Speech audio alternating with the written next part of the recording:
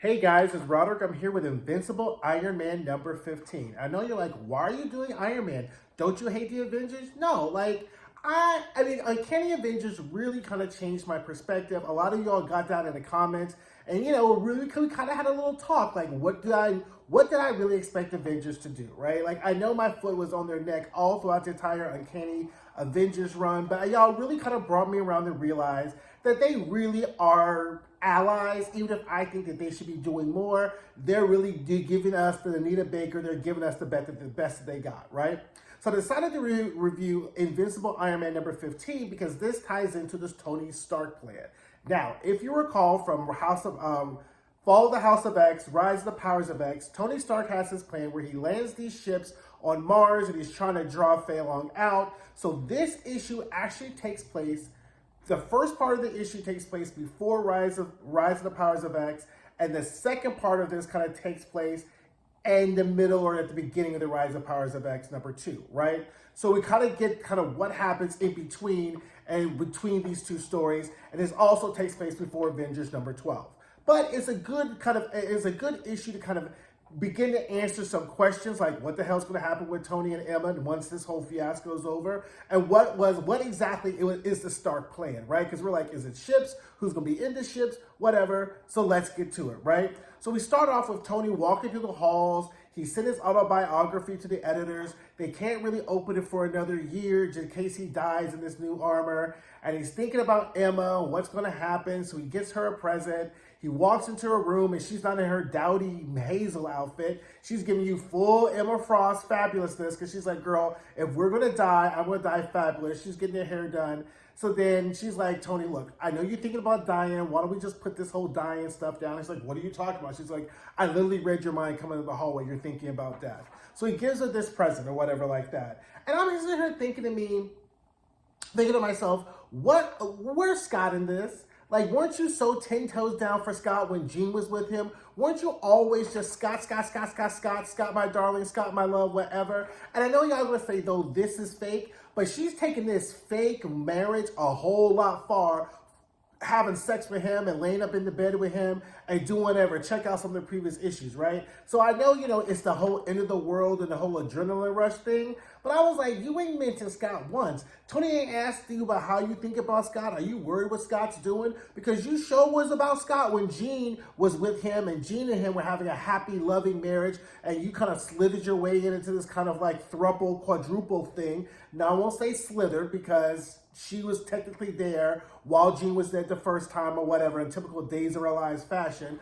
But I'm just like kind of upset that she ain't really said nothing about Scott, how she's worried about Scott, how she misses Scott, how she hopes he's alive or whatever like that. But you know how side chicks are anyway. They ain't loyal. So anyway, Emma kisses him goodbye and Tony's like, oh yeah, I know this kiss. That means like we about to break up soon. I was like, child, whatever. Ain't my thinking about you.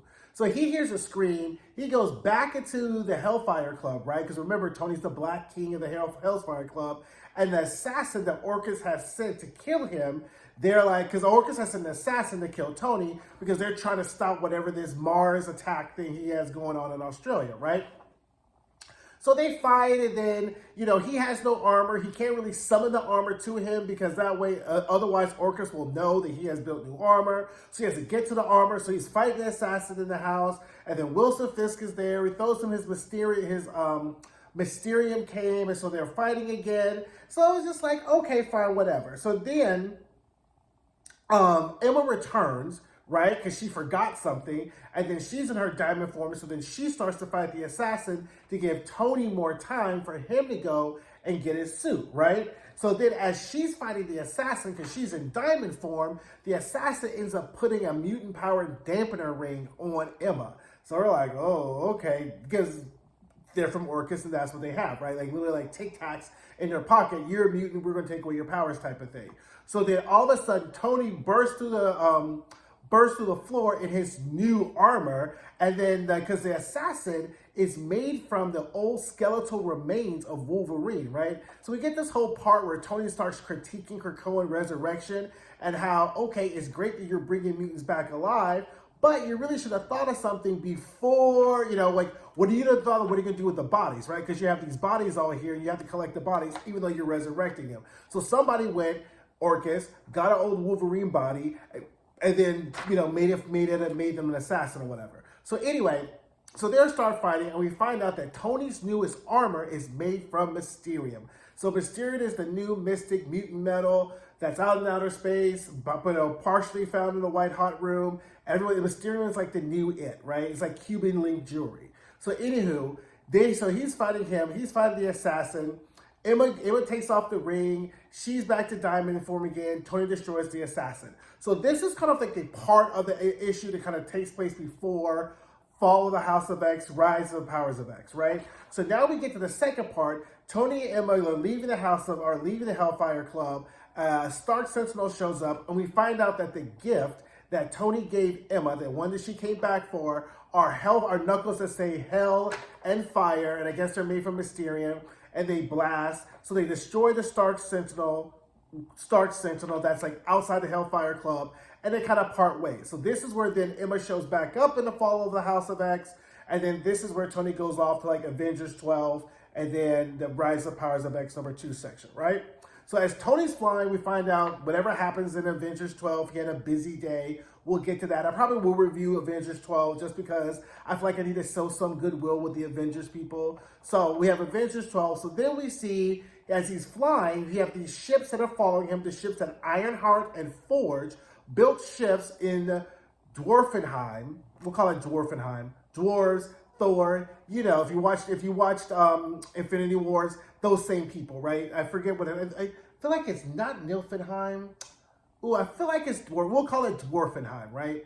So anyway, so they built these ships made out of Mysterium in Dwarfenheim, and so they're all following Tony, and Tony's flying past the bloom in outer space so Feilong can see him. So now Feilong sees Tony, and he's like, haha, all Sentinels converge on Tony Stark, because as you recall, Tony had Angelica slip to Feilong that they have these ships that are on Mars that are going to go to Australia, and that's going to be like the big final battle, right? So this is all proving that Angelica's intel is true at this point. So Feilong sees the ships, orders all the Sentinels to go to Australia, but then he stops and says, oh crap, he realizes that they're not ships. So Tony's like, I knew he'd follow me, so all the ships go follow him to Australia, which is the part of Australia where the X-Men used to live in the outback. So then finally all the ships land, and Tony reveals that the Stark plan was not to build ships to attack Sentinels, but really all those Mysterium cases that Ironheart and Forge built on Dwarfenheim aren't ships, but they are all part of a larger, bigger, what's here to be known as Sentinel Buster Army, right? Armor. So it's Tony's Sentinel Buster armor that like towers over the regular Sentinels. It's like super huge. Feilong gets his own personal armor, which is his War Machine Sentinel, right? It's like War Machine, but in a Sentinel form. And so he's on his way to fight Stark, but Stark is in his Sentinel Buster armor. And I was like, that's a good plan. That's a good plan, because now there's no more Sentinels that are in any other place, because all the Sentinels are now in Australia, and Stark's going to take them all out because they're all made of Mysterium. So he's going to end up finishing Feilong. So this Feilong track of Orchis is going to be good. I applaud this plan. I approve this plan. I think this was a great plan, because now we take Orchis off the board, we take away the Sentinels, and now we can get some movement. Okay, so I have to give Tony Stark credit. This was a fantastic plan. I will review issue number 16 as we get into probably the actual fight in and of itself, and I'll do actual Avengers number 12. So thanks, guys. I hope you enjoyed the video. Let me know what you think. Drop down in the comments, and I'll see you guys later. Bye. Hey guys, thanks for watching my videos. Don't forget to like, comment, subscribe, and share. And don't forget to check out some of my other videos.